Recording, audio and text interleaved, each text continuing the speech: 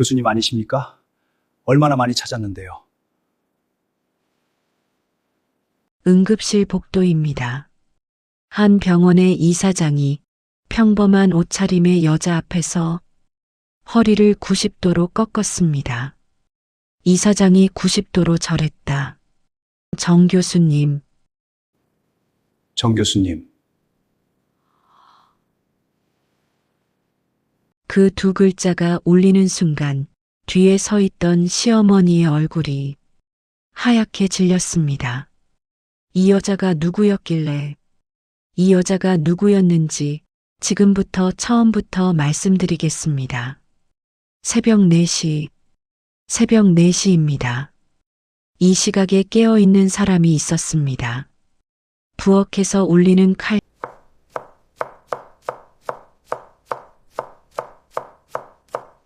칼소리, 흔들림 없이, 망설임 없이 정확하게 움직이는 손. 이 손의 정확함에는 이유가 있었습니다. 그녀의 이름은 정유나, 42살, 며느리. 오늘 차려야 할 상이 있었습니다. 명절 큰 상, 친척 60명분, 식당도 아닙니다. 도우미도 없습니다. 새벽 4시부터 혼자서. 여러분, 이런 명절 경험 있으신가요? 누군가 혼자 모든 걸 감당하는 그 풍경. 너무도 익숙해서 오히려 아무도 이상하다고 생각하지 않는. 오전 7시, 시어머니 한순자가 부엌에 들어왔습니다. 이미 가득 차려진 음식들을 훑어봤습니다. 한마디도 하지 않았습니다. 잘했다도 없었고 고생했다도 없었습니다. 전 부치는 건 오늘 안에 다 끝내야 해. 네, 알겠습니다. 알겠습니다. 화도 아니고 눈물도 아닌 이 대답이 왜 이렇게 마음에 걸릴까요? 7년 동안 그렇게 살아온 사람의 목소리입니다. 한순자는 늘 이 말을 했습니다. 대학도 못 나온 주제에 집안일이나 제대로 해야 쓸모가 있는 거야. 대학도 못 나온 주제에 7년간 들어온 말이었습니다. 그런데 사실은 유나는 대학을 못 나온 게 아니었습니다. 서울의대를 졸업했습니다. 대학병원 흉부외과 과장까지 지냈습니다. 실은 서울의대 흉부외과 과장이었습니다. 하지만 결혼하면서 모든 걸 숨겼습니다. 남편에게도, 시댁에게도, 단 한마디도.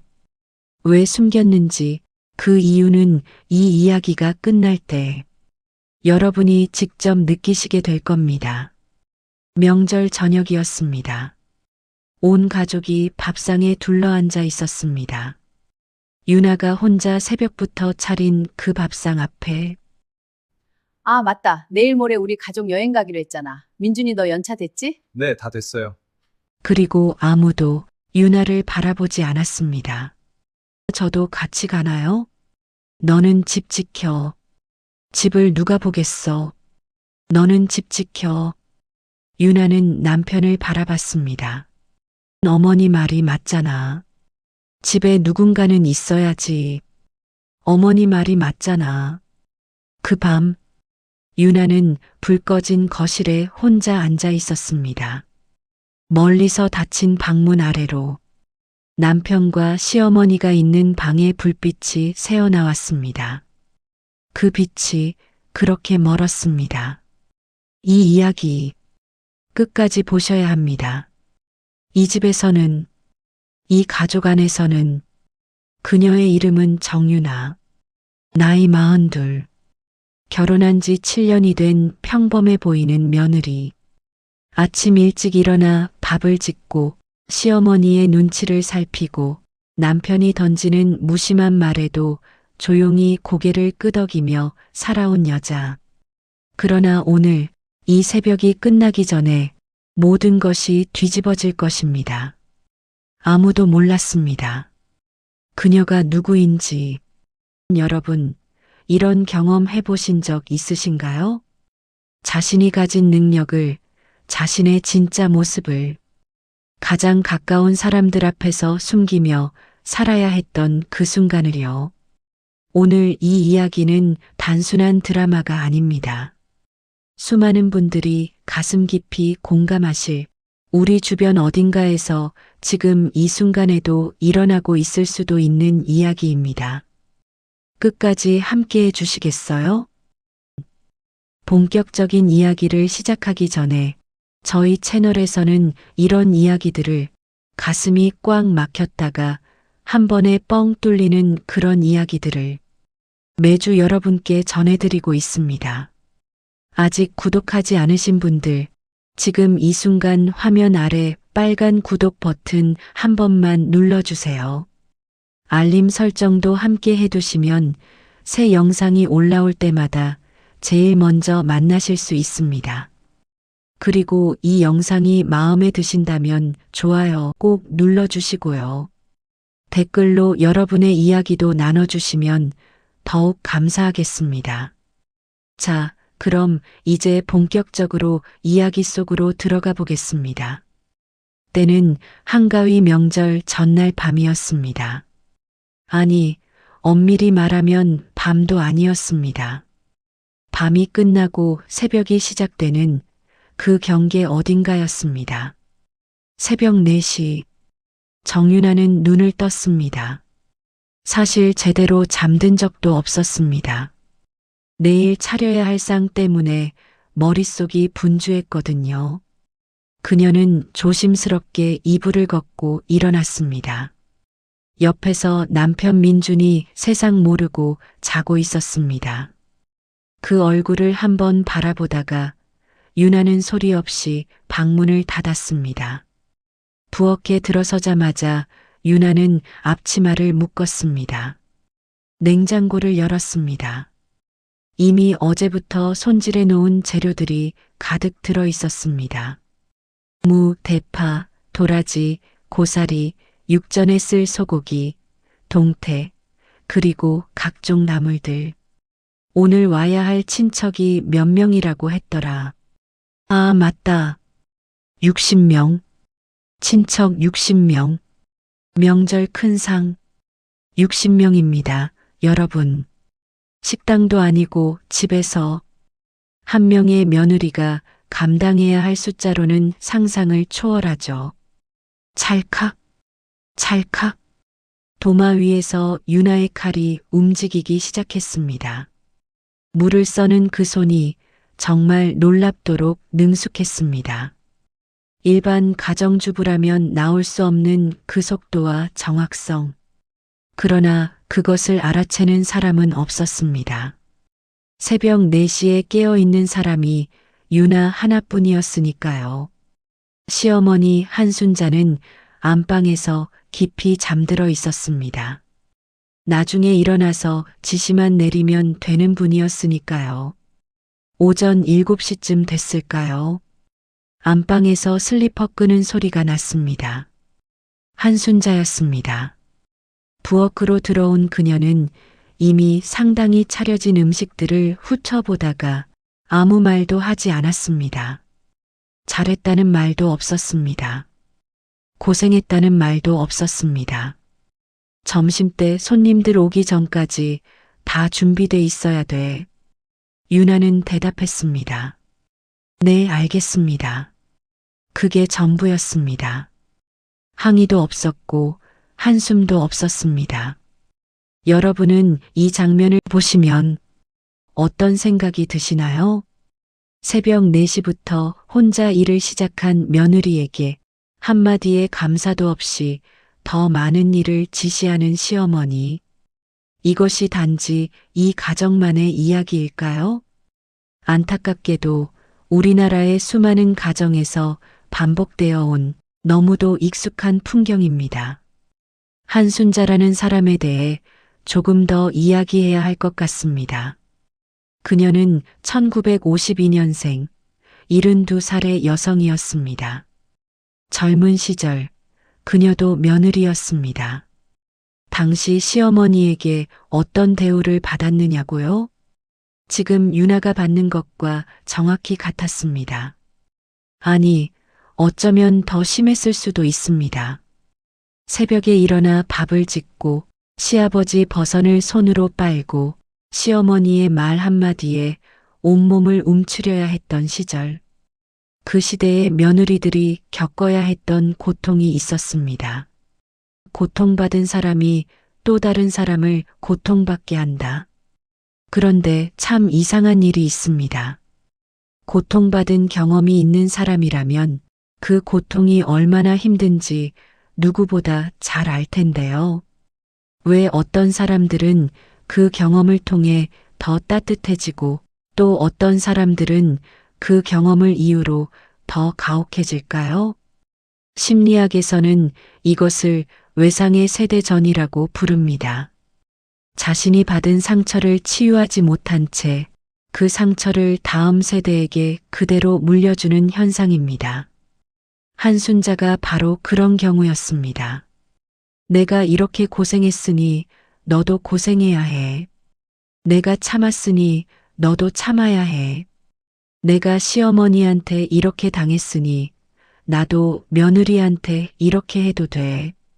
이 논리가 얼마나 왜곡된 것인지는 밖에서 보면 누구나 알 수 있습니다. 하지만 그 안에 있을 때는 이상하게도 이것이 너무 자연스러운 이치처럼 느껴지기도 합니다. 그래서 우리는 생각해 봐야 합니다. 나는 혹시 내가 받은 상처를 나도 모르게 다른 누군가에게 전하고 있지는 않은지를요. 한순자가 며느리에게 특히 심하게 굴었던 이유가 하나 더 있었습니다. 대학도 못 나온 주제에 이 말이 핵심이었습니다. 한순자의 아들 민주는 서울에 꽤 이름 있는 대학을 나온 사람이었습니다. 회사에서도 과장 자리까지 올라간 나름 능력 있는 남편이었죠. 그런데 그 아들의 아내로 들어온 유나는 학력을 물어봤을 때 그저 조용히 웃으며 그냥 전문대 정도요라고 대답했습니다. 물론 거짓말이었습니다. 하지만 유나는 처음부터 자신의 학력을 숨겼습니다. 결혼할 때부터 남편에게도 시댁에게도.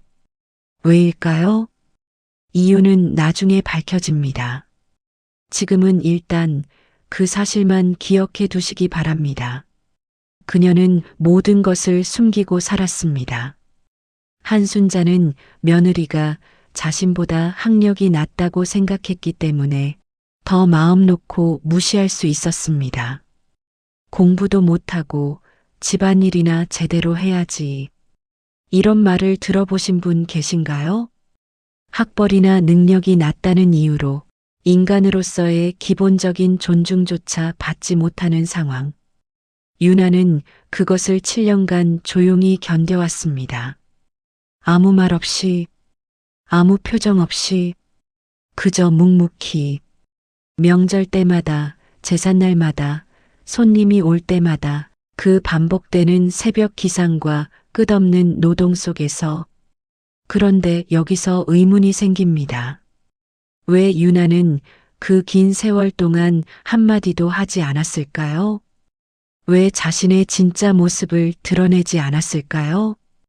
능력 있는 사람이 자신을 숨기고 사는 데는 반드시 이유가 있습니다. 그 이유를 알게 되면 여러분은 아마 이 여자에 대한 시각이 완전히 달라지실 겁니다. 유나가 모든 것을 숨기기로 결심한 날이 있었습니다. 결혼식을 올리기 전 민준과 처음 진지하게 미래를 이야기하던 날이었습니다. 민준이 물었습니다. 유나 씨, 결혼하면 일은 어떻게 할 거예요? 유나는 잠시 생각했습니다. 그리고 솔직하게 대답하려다가 문득 민준의 눈빛을 보았습니다. 그 눈빛에서 유나는 무언가를 읽었습니다. 말로 표현하기 어려운 아주 미묘한 무언가를. 민준은 계속 말했습니다. 저는 아내가 가정에 집중해줬으면 해요. 엄마도 항상 집을 지키는 여자가 진짜 여자라고 하시고, 저도 그런 가정을 꿈꿔왔거든요. 그 순간 유나는 결심했습니다. 그 순간 유나의 마음속에서 무언가가 조용히 닫혔습니다. 그래, 알겠어. 그러면 내가 원하는 삶을 살기 위해서는 먼저 이 결혼이 얼마나 지속 가능한지를 봐야겠다. 유나는 의사였습니다. 그것도 서울이대를 수석에 가까운 성적으로 졸업하고 대학병원 흉부외과에서 과장까지 지낸 최고 수준의 의사였습니다. 그녀에게는 선택지가 있었습니다. 하지만 사랑이라는 것은 때로 사람을 이상한 결정으로 이끌기도 합니다. 유나는 생각했습니다. 한 번만 참아보자. 이 사람이 어떤 사람인지, 이 가족이 어떤 가족인지 조용히 지켜보면서 나는 내 일을 조용히 내려놓아 보자. 그것이 실수였는지 아닌지는 7년이 흐른 지금에야 답이 나왔습니다. 여러분, 이 선택이 옳았다고 생각하시나요? 아니면 처음부터 솔직했어야 했다고 생각하시나요? 이 질문에 대한 답은 사람마다 다를 것입니다. 하지만 중요한 것은 유나가 이 선택 이후 어떤 삶을 살았느냐 하는 것입니다. 7년. 그 긴 시간 동안 유나는 단 한 번도 쉬운 날이 없었습니다. 시어머니 한순자는 매일 새로운 방식으로 며느리를 괴롭혔습니다. 대놓고 욕을 하지는 않았지만 그보다 더 교묘한 방식으로 이 집 며느리가 이것도 못해? 우리 민준이가 이런 사람이랑 결혼한 줄 알았으면 친정 엄마한테 뭘 배웠는지 몰라도 말 한마디 한마디가 바늘처럼 콕콕 찔러왔지만 유나는 표정 하나 바꾸지 않았습니다. 남편 민주는 어땠을까요? 그는 나쁜 사람이 아니었습니다. 다만 용기가 없었습니다. 아내가 힘들다는 것을 알면서도 엄마 앞에서 아내 편을 드는 것이 어려웠습니다. 엄마가 원래 좀 그래. 이해해줘. 나중에 내가 잘해줄게. 그냥 조금만 더 참아. 이 세 마디. 7년 동안 유나가 들은 말이었습니다. 참는 것도 능력이 되어서는 안 됩니다. 여러분, 조금만 더 참아라는 말을 들어보신 적 있으신가요? 그 조금이 1년이 되고 5년이 되고 10년이 되는 경우를 보셨나요? 참는 것이 미덕이 되는 순간은 있습니다. 하지만 그 참음이 한쪽만의 것이 될 때 그것은 더 이상 미덕이 아닙니다. 그것은 착취가 됩니다. 명절 당일 오전 상이 하나둘 차려지기 시작했습니다. 전, 나물, 탕, 적, 과일, 떡. 유나의 손을 거쳐 나온 음식들이 식탁 위에 가득 올랐습니다. 손님들이 오기 시작했습니다. 어머, 올해도 상이 푸짐하네요. 역시 순자 씨 솜씨는 최고예요. 한순자는 활짝 웃으며 대답했습니다. 에이, 별거 아닌데요. 며느리가 조금 도와줬어요. 조금. 새벽 4시부터 12시간을 홀로 움직인 사람에 대한 표현이 고작 조금 도와줬다였습니다. 유나는 부엌에서 그 말을 들으며 그저 조용히 다음 음식을 준비했습니다. 이것이 일단락의 끝이 아닙니다. 이날 저녁 모든 것이 바뀝니다. 여러분은 아직 모르시겠지만 이 새벽 4시의 칼질이, 이 기나긴 침묵이, 이 모든 참음이 하나의 폭발을 향해 달려가고 있었습니다. 잠깐 숨 한 번 고르시고 계속 이야기 들으실 준비 되셨나요? 아직 이야기는 시작도 안 했습니다. 명절 저녁 6시 60명의 친척들이 모여 앉아 음식을 먹고 있었습니다. 어르신들의 웃음소리, 아이들이 뛰어다니는 소리, 어른들이 술잔을 기울이며 나누는 이야기들. 유나는 부엌과 거실 사이를 수없이 오가며 빈 그릇을 채우고 설거지를 하고 또 음식을 날랐습니다. 오전 4시부터 시작된 노동이 이미 14시간째를 향하고 있었지만 유나는 멈추지 않았습니다. 멈출 수가 없었습니다. 그때였습니다. 쿵! 무거운 것이 바닥에 쓰러지는 소리가 났습니다. 거실에서 벌어진 일이었습니다. 시아버지 한태훈, 75살. 명절 분위기에 들떠 평소보다 술을 조금 더 마셨던 그가 갑자기 의자에서 무너져 내렸습니다. 순식간에 소란이 일었습니다. 아버지, 태훈 씨, 어머, 어떡해. 사람들이 몰려들었습니다. 누군가는 119에 전화를 걸었습니다. 누군가는 물을 가져왔습니다. 누군가는 뺨을 두드렸습니다. 혼란 그 자체였습니다. 유나는 부엌에서 쟁반을 들고 나오다가 그 소리를 들었습니다. 그리고 시아버지를 보는 순간 그녀의 뇌가 완전히 다른 모드로 전환되었습니다. 눈빛이 달라졌습니다. 손이 달라졌습니다. 걸음걸이가 달라졌습니다. 이것은 더 이상 며느리 정윤아의 걸음이 아니었습니다. 의사 정윤아의 걸음이었습니다. 그녀의 눈이 달라졌습니다. 여러분, 의사들이 응급 상황을 마주했을 때 어떻게 변하는지 아시나요? 평소에는 가장 조용하고 차분한 사람들이 위기의 순간에는 전혀 다른 사람이 됩니다. 수천 시간의 훈련이 몸에 새겨져 있기 때문입니다. 유나가 시아버지 곁에 무릎을 꿇었습니다. 빠르게 그러나 정확하게 상태를 확인했습니다. 동공의 크기, 반응 여부, 호흡의 패턴, 안면 근육의 상태, 뇌출혈. 유나의 머릿속에서 진단이 내려졌습니다. 틀릴 수가 없었습니다. 이 증상의 조합을 그녀는 수백 번 봐왔습니다. 뇌출혈은 시간이 생명입니다. 골든타임 안에 처치가 이루어지느냐 아니냐에 따라 환자의 생사 그리고 후유증의 정도가 완전히 달라집니다. 지금 당장 해야 할 것들이 있었습니다. 유나는 손을 뻗었습니다. 그 순간이었습니다. 아! 귀를 찌르는 목소리. 한순자였습니다.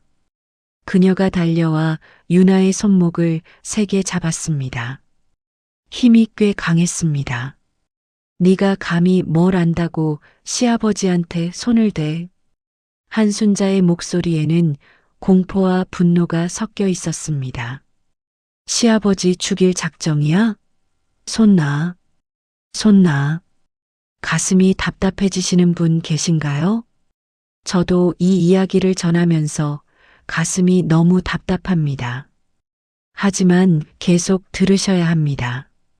이유가 있습니다. 한순자는 왜 그랬을까요? 단순히 며느리를 믿지 못해서였을까요? 사실은 더 복잡한 심리가 작동하고 있었습니다. 한순자에게는 오랜 믿음이 있었습니다. 의학적인 것은 의사가 처리해야 하고 며느리 같은 보통 사람이 건드리면 오히려 더 나빠진다는 믿음. 하지만 그것만이 이유는 아니었습니다. 더 깊은 곳에는 이런 생각이 있었습니다. 만약 저 며느리가 뭔가 정확히 알고 있다면 그것은 내가 그 애를 그동안 너무 낮게 봤다는 뜻이 된다. 만약 저 며느리가 제대로 처치를 해서 남편이 살아난다면 저 애의 능력을 인정해야 한다. 그러면 내가 그동안 저 애한테 한 모든 것들이 전부 내 잘못이 되어버린다.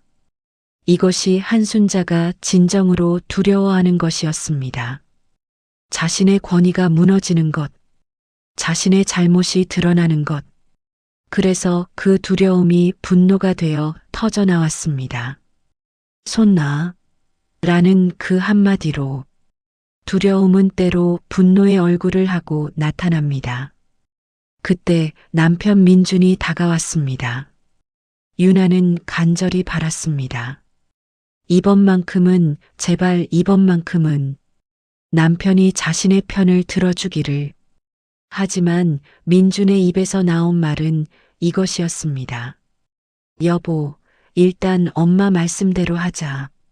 괜히 건드렸다가 더 안 좋아지면 어떡해. 그 순간 유나는 무언가가 끊어지는 소리를 들었습니다. 실이 끊어지는 소리도 아니고 유리가 깨지는 소리도 아니고 그냥 조용히 무언가가 끊어지는 소리. 7년 동안 이어져 온 그 가느다란 기대의 실이었습니다. 그 순간 무언가가 끊어졌습니다. 여러분, 위기의 순간에 배우자가 자신의 편을 들어주지 않는 경험. 그것이 어떤 느낌인지 아시는 분이 계신가요? 그냥 섭섭한 것과는 다릅니다. 그것은 존재에 대한 부정입니다. 나는 당신에게 중요하지 않은 사람이구나라는 것을 행동으로 확인하는 순간입니다.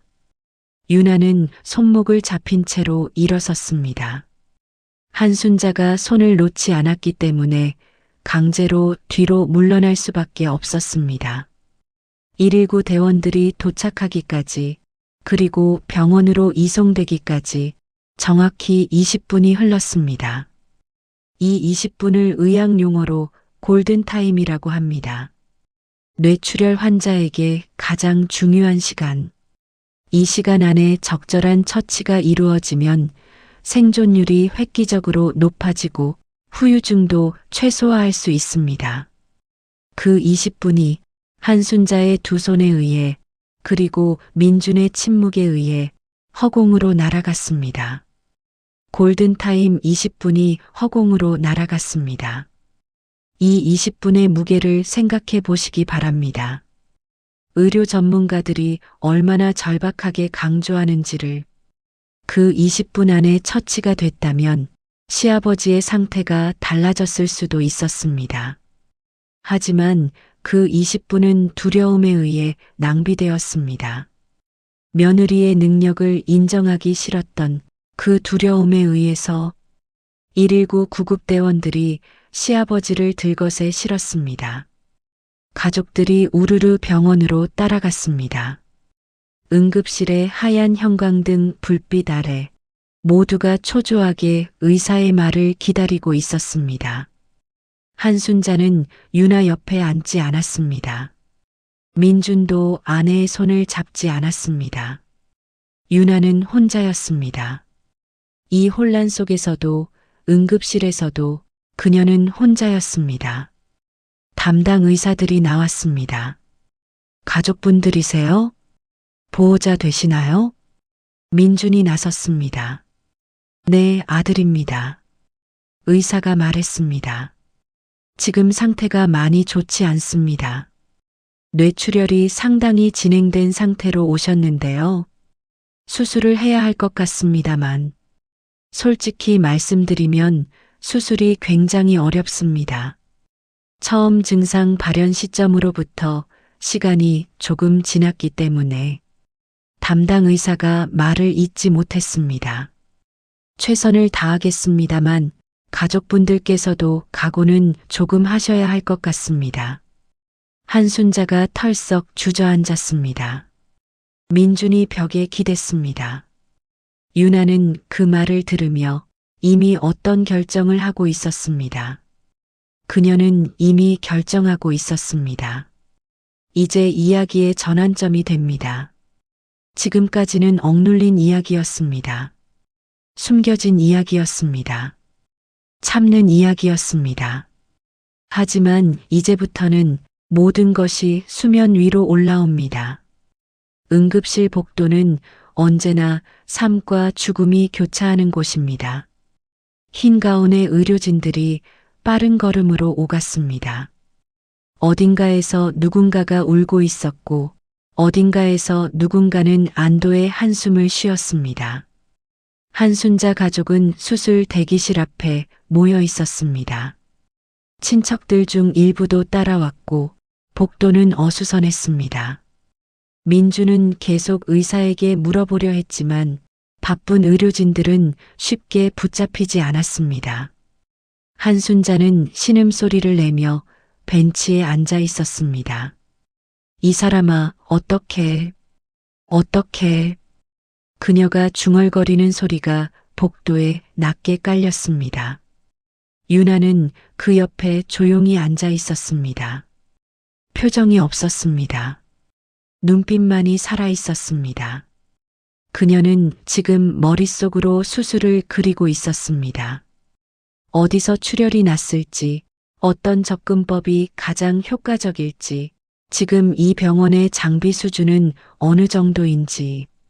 바로 그때였습니다. 복도 끝에서 걸어오는 한 남자가 있었습니다.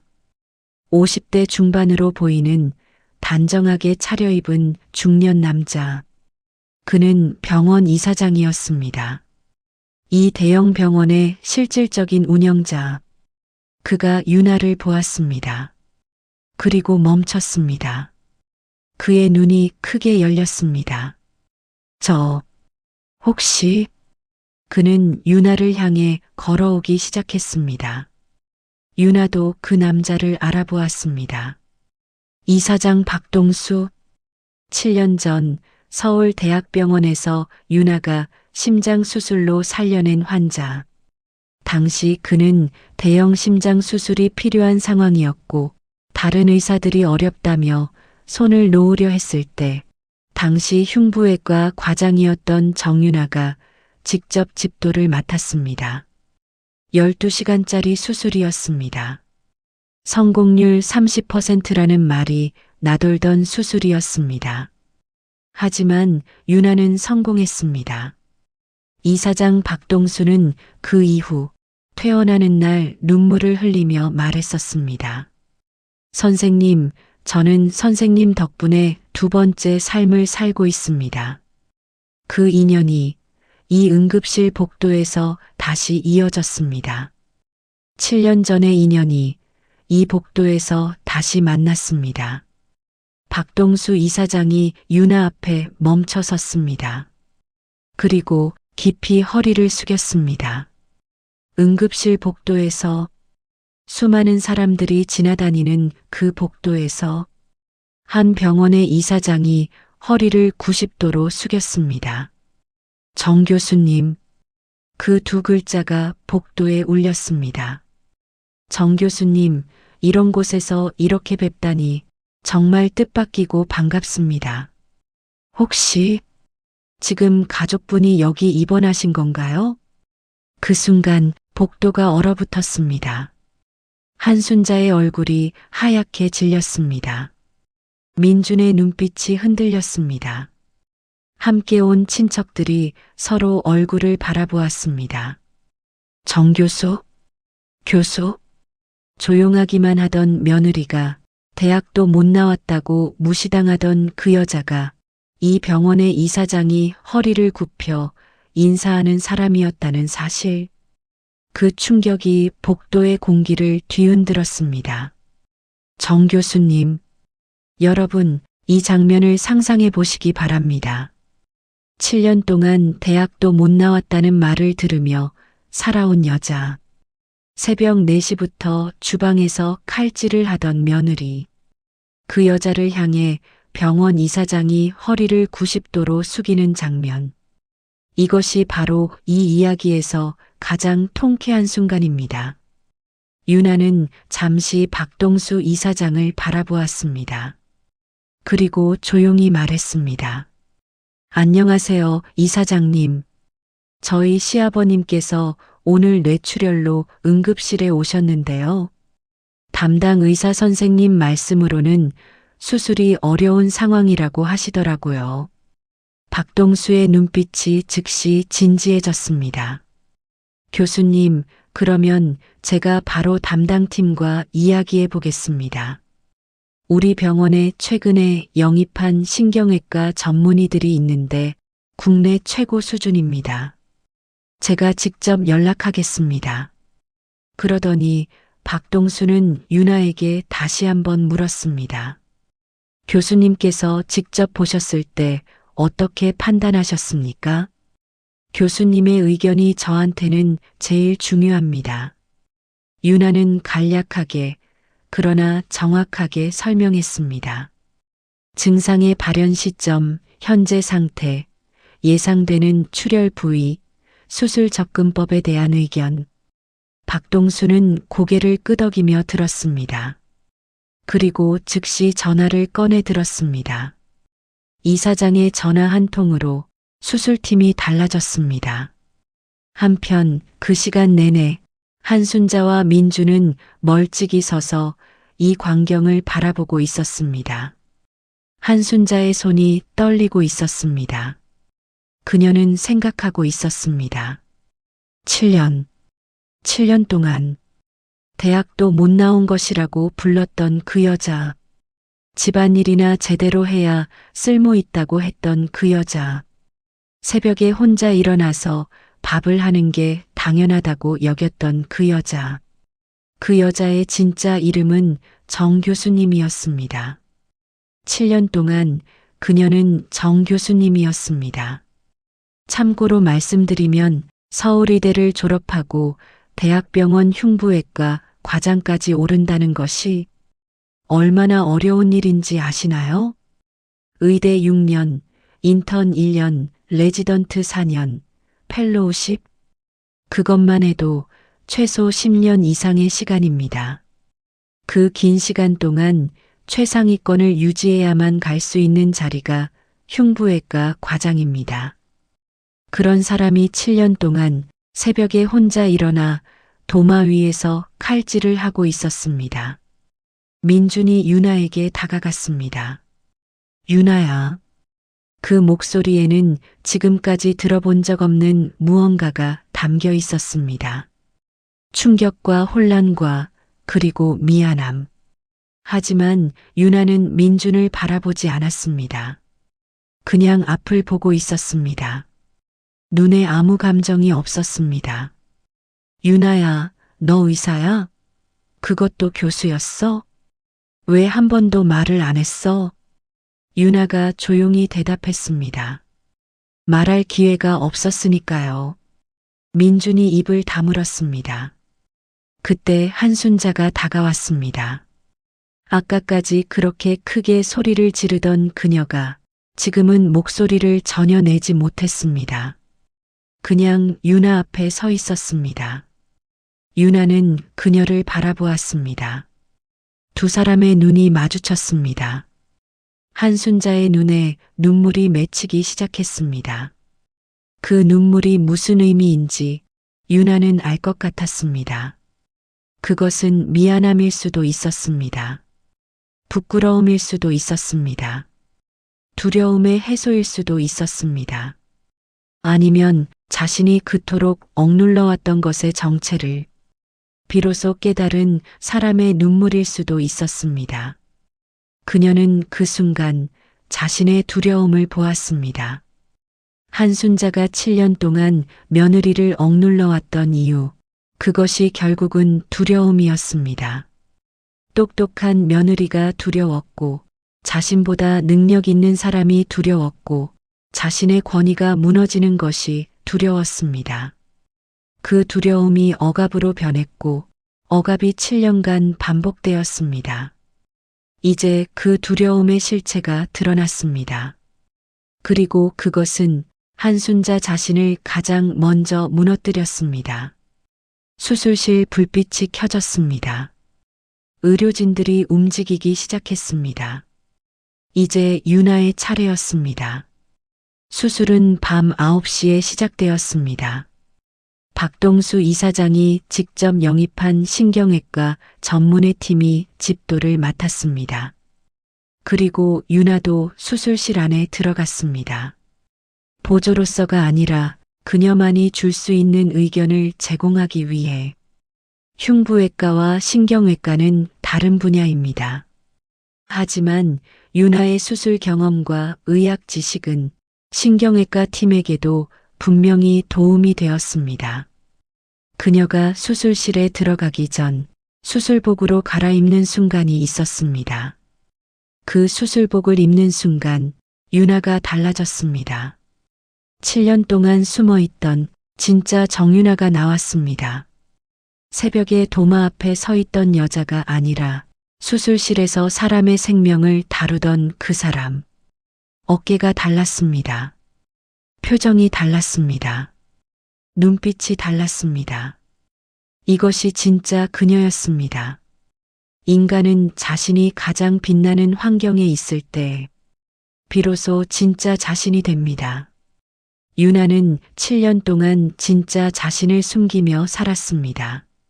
하지만 지금 수술복을 입고 수술실 문 앞에 선 이 순간 그녀는 비로소 자기 자신으로 돌아왔습니다. 수술실 밖에서 가족들이 기다렸습니다. 한순자는 신음소리 없이 조용히 앉아 있었습니다. 아까까지만 해도 며느리의 손목을 잡고 소리를 지르던 그녀가 지금은 두 손을 모아 눈을 감고 있었습니다. 민주는 복도를 왔다 갔다 했습니다. 그의 머릿속에는 수많은 생각들이 교차하고 있었습니다. 윤아가 의사였다고? 서울의대를 나왔다고? 그것도 교수였다고? 왜 한 번도 말하지 않았을까? 내가 그동안 어떻게 한 거지?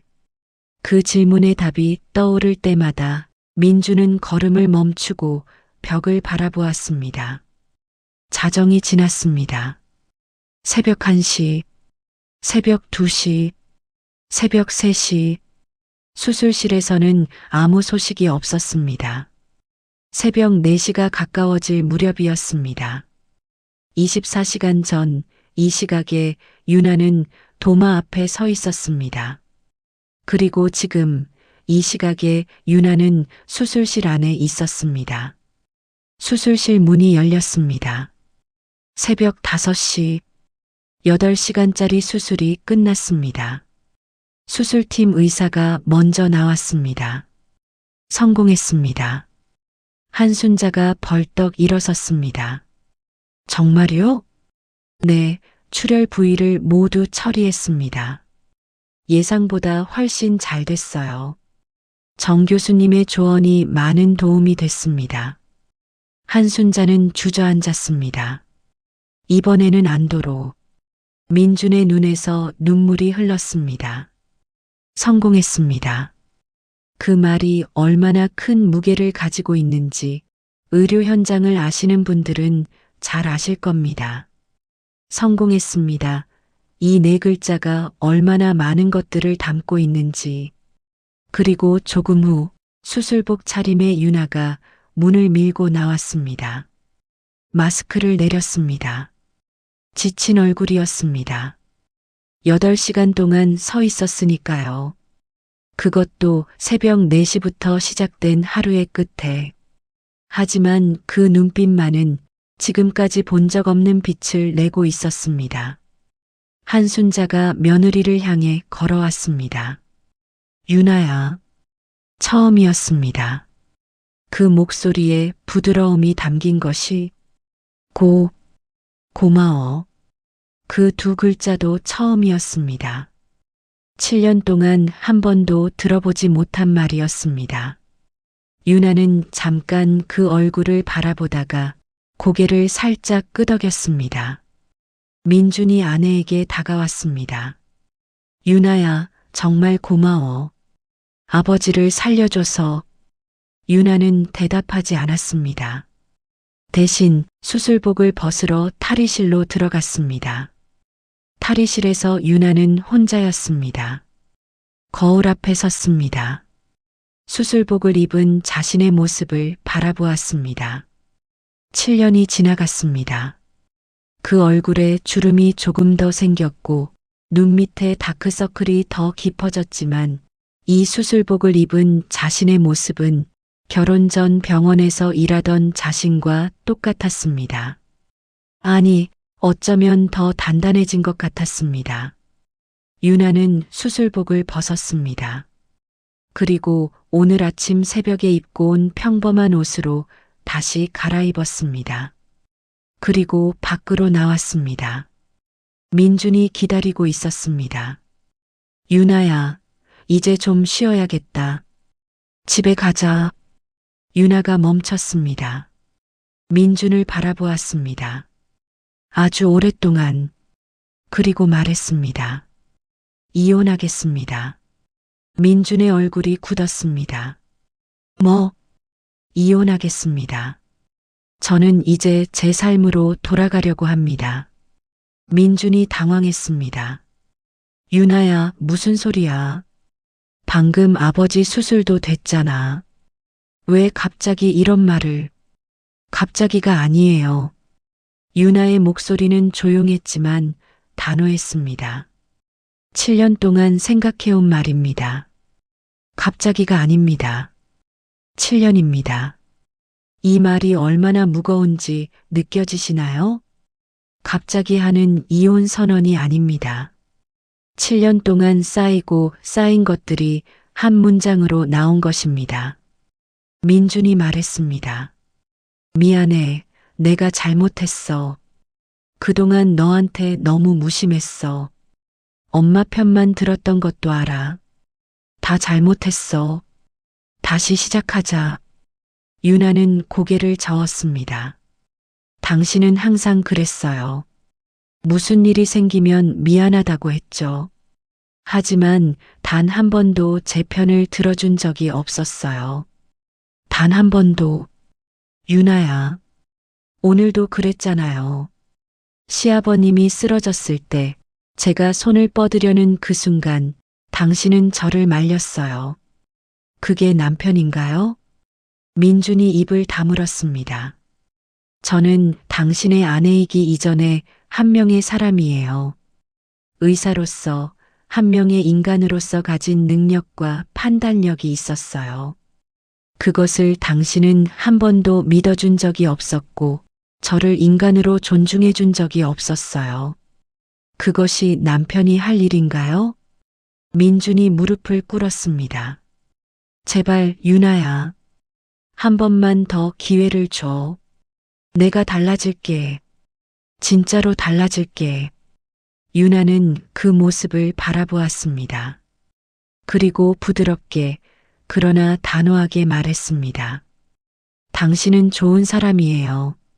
나쁜 사람이 아니에요. 하지만 좋은 남편은 아니었어요. 그리고 저도 이 결혼 안에서 좋은 제가 될 수 없었어요. 우리 둘 다를 위해서 이것이 맞는 결정이라고 생각해요. 우리 둘 다를 위한 선택. 이 말이 참 인상적입니다. 당신을 위해서도 아니고 나만을 위해서도 아니고 우리 둘 다를 위해서라고 한 것. 이것이 성숙한 사람의 이별 방식이구나 싶습니다. 그때 한순자가 다가왔습니다. 그녀의 눈은 이미 빨갛게 부어 있었습니다. 유나야. 한순자의 목소리가 떨렸습니다. 내가 잘못했다. 진심으로 미안하다. 내가 그동안 너한테 못되게 굴었어. 내가 얼마나 힘들었는지 이제야 알겠다. 가지 마라. 제발 가지 마라. 유나는 시어머니를 바라보았습니다. 그 눈빛에 분노는 없었습니다. 원망도 없었습니다. 그냥 오래된 피로와 그리고 아주 조금의 연민이 있었습니다. 어머니, 저도 알아요. 어머니가 젊은 시절에 많이 힘드셨다는 것. 어머니도 피해자였다는 것. 하지만 그것이 저를 같은 방식으로 대해도 된다는 이유는 되지 않아요. 그건 제가 어머니께 드릴 수 있는 이해의 한계예요. 한순자가 눈물을 흘렸습니다. 유나도 잠시 눈을 감았습니다. 그리고 뜰 때 그 눈에는 결의가 담겨 있었습니다. 어머니, 아버님 잘 회복하실 거예요. 담당 선생님들 훌륭한 분들이고 제가 당부 말씀드려뒀어요. 그 말을 끝으로 유나는 걸어갔습니다. 응급실 복도를, 새벽 공기 속을 혼자서 뒤를 돌아보지 않고 그녀는 돌아보지 않았습니다. 이 장면을 보시면서 어떤 감정이 드셨나요? 슬프기도 하고 통쾌하기도 하고 복잡하신 분들이 많으실 것 같습니다. 이혼이 좋은 것인지 나쁜 것인지 그것은 제가 판단할 일이 아닙니다. 하지만 한 가지는 분명히 말씀드릴 수 있습니다. 유나는 비로소 자기 자신을 선택했다는 것을요. 병원 이사장 박동수는 이미 유나와 이야기를 나눴습니다. 교수님, 우리 병원 흉부외과 센터장 자리가 있습니다. 교수님이 맡아주신다면 더할 나위 없겠습니다. 유나는 잠시 생각했습니다. 생각해 보겠습니다. 그 대답을 하면서 그녀는 이미 알고 있었습니다. 자신의 답이 무엇인지를. 그로부터 석 달이 지났습니다. 병원 로비에 새로운 명패가 걸렸습니다. 흉부외과 센터장 정유나 교수. 여러분, 이 명패를 상상해 보시기 바랍니다. 새벽 4시에 도마 앞에 서 있던 그 여자의 이름이 이제 병원 로비에 걸려 있습니다. 그것도 흉부외과 센터장으로. 유나는 원래 해외로 나가려는 계획이 있었습니다. 미국의 한 유명 병원에서 러브콜이 온 상태였거든요. 하지만 생각을 바꿨습니다. 여기, 이 땅에서 이 사람들 곁에서 일하는 것이 자신의 자리라는 것을 느꼈습니다. 그리고 솔직히 말하면 이 병원, 이 나라에서 자신이 얼마나 필요한 사람인지를 이번 일을 통해 다시 확인했습니다. 그녀는 이 땅에 남기로 했습니다. 흰 가운을 입고 의사 명찰을 단 정유나 센터장. 그 모습은 완전히 다른 사람 같았습니다. 아니, 완전히 다른 사람이 된 것이 아니었습니다. 처음부터 이 사람이었는데 그것을 숨기고 살았던 것뿐이었습니다. 이제 더 이상 숨길 이유가 없어진 것입니다. 당당한 걸음걸이, 자신감 있는 눈빛, 동료들과 나누는 전문적인 대화. 이것이 진짜 정유나였습니다. 한편 남편이었던 민주는 어떻게 됐을까요? 이혼이 진행되는 동안 회사에서도 좋지 않은 소식이 있었습니다. 민준이 다니던 회사가 구조조정을 시작했습니다. 그리고 그 과정에서 민준도 권고사직 대상이 되었습니다. 민준은 항의했습니다. 억울하다고 했습니다. 하지만 어쩔 수 없었습니다. 아이러니하게도 그때 민준은 처음으로 진짜로 이해했습니다. 억울해도 받아들일 수밖에 없는 그 기분을, 자신의 능력과 상관없이 자리를 잃어야 하는 그 기분을, 유나가 7년 동안 느꼈던 그 무력감의 일부를 비로소 이해하게 된 것입니다. 그는 그때서야 조금 이해했습니다. 참 이상하죠. 사람은 자신이 직접 겪어보기 전에는 타인의 고통을 완전히 이해하기 어렵습니다. 민준이 조금 더 일찍 이해했다면 이야기는 달라졌을지도 모릅니다. 하지만 타이밍은 늘 이렇게 어긋나기 마련이기도 합니다. 한순자는 어떻게 됐을까요? 남편 한태우는 수술 후 재활 치료를 받게 되었습니다. 후유증이 전혀 없지는 않았지만 처음 예상보다는 훨씬 좋은 상태였습니다. 한순자는 남편의 병수발을 드는 한편 이제는 혼자가 된 아들 민준의 뒷바라지도 해야 했습니다. 그 바쁜 나날들 속에서 한순자는 가끔 생각에 잠겼습니다. 내가 그때 유나를 인정하고 존중했더라면 어땠을까? 내가 그 애한테 진작에 고맙다는 말을 했더라면? 아들이 아내를 더 소중히 여기도록 내가 먼저 솔선했다면? 후회는 항상 늦게 찾아옵니다. 후회라는 것은 참 얄궂습니다. 해야 할 때는 오지 않다가 다 지나고 나서야 옵니다. 한순자의 후회가 뒤늦게 찾아온 것처럼 우리 주변에도 그런 분들이 있을 수 있습니다. 아니, 어쩌면 우리 자신이 그런 상황에 있을 수도 있습니다. 한순자는 가끔 그 생각 끝에 긴 한숨을 쉬었습니다. 그리고 조용히 고개를 저었습니다. 그때 왜 그랬을까? 내가 왜 그랬을까? 나이가 들수록 우리가 지나온 시간들이 얼마나 많은 사람을 상처 입혔는지 선명하게 보이는 경우가 있습니다. 그것이 인생의 아이러니 중 하나입니다. 한 가지 더. 정윤아가 이혼을 결정하고 나서 가장 먼저 한 일이 있었습니다. 어머니에게 전화를 드린 것입니다. 오랫동안 연락이 뜸했던 친정어머니. 엄마, 나야.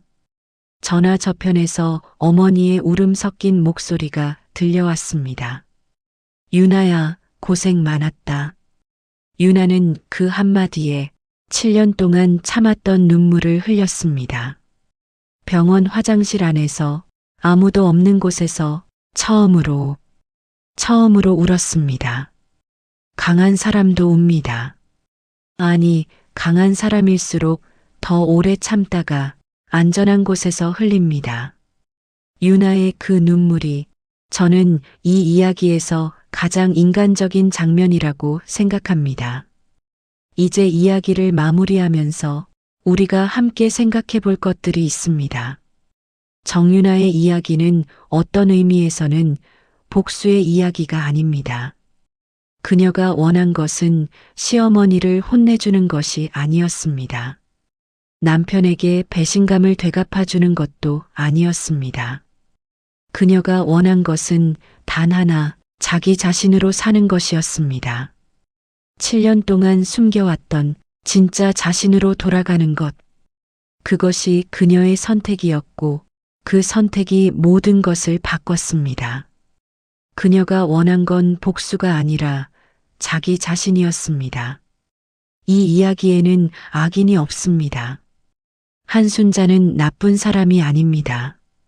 그녀 자신도 상처받은 피해자였습니다. 다만 그 상처를 치유하지 못한 채 잘못된 방식으로 표출했을 뿐입니다. 민준도 나쁜 사람이 아닙니다. 그는 사랑하는 사람 사이에서 선택하지 못한 약하고 용기 없는 사람이었을 뿐입니다. 그래서 이 이야기가 더 무겁게 다가옵니다. 악인이 없는데 누군가는 7년을 상처받으며 살아야 했으니까요. 결국 문제는 구조에 있었습니다. 한 사람에게만 희생을 강요하는 구조, 한 사람의 능력과 가치를 인정하지 않는 구조, 그 구조 안에서 아무도 문제를 제기하지 않은 것. 우리가 이 이야기에서 배울 수 있는 것들을 정리해 드리겠습니다. 첫 번째, 두려움은 억압이 되어서는 안 됩니다. 한순자가 며느리를 억압한 근본적인 이유는 두려움이었습니다. 능력 있는 며느리 앞에서 자신의 권위가 무너질까봐 두려웠던 것입니다. 하지만 그 두려움을 억압으로 해결하려 했을 때 결국 모든 것을 잃었습니다. 우리 주변에도 이런 상황이 있을 수 있습니다. 누군가를 깎아내림으로써 자신이 올라서려는 시도. 하지만 그것은 절대로 지속 가능하지 않습니다. 두려움을 억압으로 해결하면 결국 모든 것을 잃습니다. 두 번째, 용기 없는 침묵은 동조입니다. 민주는 나쁜 사람이 아니었습니다. 하지만 아내가 부당한 대우를 받을 때 침묵한 것, 그것은 그 부당한 대우에 동조한 것과 같습니다. 가까운 사람이 부당한 일을 당할 때 아무 말도 하지 않는 것이 중립이 아닙니다. 그것은 가해자의 편에 서는 것입니다. 침묵은 동조입니다. 세 번째, 능력과 가치는 숨겨서는 안 됩니다. 유나가 자신의 진짜 모습을 숨기고 결혼 생활을 시작한 것, 그 결정이 옳았는지 그렇지 않은지는 저도 잘 모르겠습니다. 하지만 한 가지는 분명합니다. 진정한 관계는 진짜 자신을 드러낼 수 있을 때 시작됩니다. 그 상대가 진짜 자신을 수용할 수 없는 사람이라면 그 관계는 처음부터 지속 가능하지 않은 것이었을 수 있습니다. 진짜 자신을 드러낼 수 없는 관계는 오래가지 않습니다. 네 번째, 권위는 억압이 아니라 존중에서 나옵니다. 한순자는 며느리를 억압함으로써 자신의 권위를 지키려 했습니다. 하지만 진정한 권위는 그렇게 만들어지지 않습니다. 상대를 존중하고 상대의 능력을 인정하고 상대가 성장할 수 있도록 돕는 것. 그것이 진짜 어른의 모습이고 그것이 진정한 권위를 만듭니다. 권위는 억압이 아니라 존중에서 나옵니다. 마지막으로 이 이야기를 들으시는 여러분께 드리고 싶은 말이 있습니다. 여러분 중에 혹시 지금 자신의 진짜 모습을 숨기며 살고 계신 분이 있나요?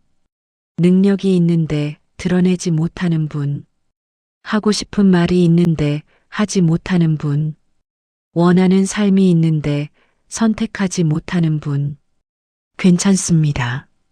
지금 당장 달라지지 않아도 됩니다. 갑자기 모든 것을 바꿀 필요도 없습니다. 하지만 오늘 이 이야기를 들으시면서 단 한 가지만 기억해 주세요. 여러분은 자신의 진짜 모습으로 살 자격이 있습니다. 당신은 진짜 자신으로 살 자격이 있습니다. 정윤아는 오늘도 흰 가운을 입고 병원을 걷습니다. 새벽 4시에 도마 앞에 서 있던 그녀가 아닙니다. 시어머니 눈치를 보며 밥을 짓던 그녀가 아닙니다. 남편이 엄마 말 들어라고 할 때마다 고개를 숙이던 그녀가 아닙니다. 그냥 그녀 자신입니다. 처음부터 그녀였던 그 사람. 흉부외과 센터장 정윤아 교수. 처음부터 그녀였습니다. 이 이야기가 여러분의 마음에 작은 울림이 되었으면 좋겠습니다. 그리고 혹시 지금 힘드신 분이 계신다면 이 이야기가 조금이나마 위로가 되었으면 좋겠습니다. 여러분은 혼자가 아닙니다. 오늘 이야기 어떠셨나요? 마음이 조금 따뜻해지셨다면, 또 가슴이 뻥 뚫리는 기분이 드셨다면, 그것만으로도 저희는 충분히 행복합니다. 이 영상이 마음에 드셨다면, 구독과 좋아요 정말 큰 힘이 됩니다. 아직 구독 안 하신 분들, 지금 바로 빨간 버튼 한 번만 눌러주세요. 댓글로 여러분의 이야기도 들려주세요. 나도 이런 경험이 있다. 이 이야기가 위로가 됐다. 이런 이야기 더 보고 싶다. 무슨 이야기든 환영합니다. 여러분의 댓글 하나하나를 저희가 다 읽고 있습니다. 다음 영상에서 또 만나요. 감사합니다. 우리가 몰랐던 이야기들. 잠깐 이 이야기를 좀 더 깊이 들여다보고 싶으신 분들을 위해 몇 가지 이야기를 더 드릴게요. 윤아가 처음 민준을 만난 것은 학회에서였습니다. 그날 윤아는 발표자가 아니라 청중으로 앉아 있었습니다. 일부러. 사실 그 학회에서 윤아도 발표가 있었습니다. 하지만 개인적인 사정으로 발표를 다른 선생님께 넘기고 그냥 청중으로 앉아 있었거든요. 그 옆자리에 민준이 앉았습니다. 민준은 제약회사 관련 업무로 학회에 참석한 상태였습니다. 의사가 아니었던 거죠. 두 사람은 쉬는 시간에 이야기를 나눴습니다. 민준은 윤아가 의사인지 몰랐습니다. 그냥 학회를 구경하러 온 일반인인 줄 알았습니다. 그리고 윤아는 그것이 오히려 편했습니다. 처음으로 의사 정윤아가 아닌 그냥 정윤아로 대화를 나눌 수 있었으니까요. 그것이 윤아의 약점이 되었습니다. 직업을 숨기는 것이 처음에는 편했지만 시간이 지날수록 그 비밀이 무거워졌습니다. 결혼 후에도 계속 숨겨야 했고, 숨기는 것이 점점 더 자연스러워졌습니다. 그리고 7년이 지나는 동안 유나 자신도 가끔 잊어버렸습니다. 자신이 누구인지 잊어버릴 때가 있습니다. 이런 경험 있으신가요? 오랫동안 특정 역할만 하다 보니 내가 원래 어떤 사람이었는지 희미해지는 경험.